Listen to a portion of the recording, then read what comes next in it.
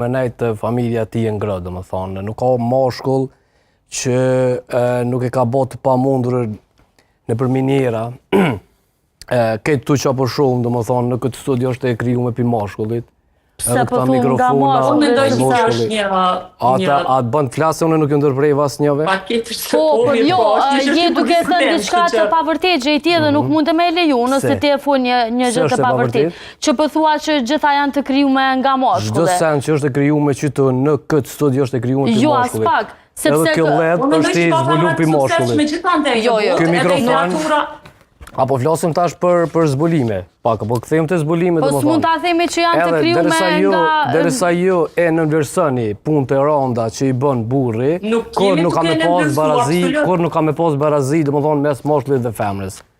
Po vlerësimi, sakrificës është mundimit të femrat. Nuk kemi të barabart, sepse, sa po thash, sepse në kote ma heret, gruja në ashtë apon shumë ma e shtypon, edhe shumë ma ndryshe ka po mirë dhe ka kalu, ajo gruja shtypin e ka kalu tash, shqyqër që i ka kalu. Tash burri është i shtypur. Ama nuk do më thonë që nuk kemi femrat të sukseshme, nuk do më thonë që femrat sot nuk japin mjaftueshëm për familjen e saj, nuk do më thonë që femrat nuk janë të papunësume, të pashkullme. Kërkosh nuk e fakto, se fa kërkosh, mësoj që e fa me gosh. Kemi shumë femra të suksesshme në gjitha ndejtë të cilat ja kanë dalë me kriju, me ndërtu çdo gjë, dhe më thonë, e bashkë me bashortin e tyne, edhe krejtë dhe më thonë që ato që e kanë familjen e vetë, një shtëpi, nuk besoj që duhet me japë meritat vetë të mashkullit, sepse është e vërtet që edhe në diasporë meshkujt punojmë shumë, unë po filloj prej bashortit tem, mirë po gjithmonë meritat kryesore i marrën meshkujt, e ka blej filani shpinë.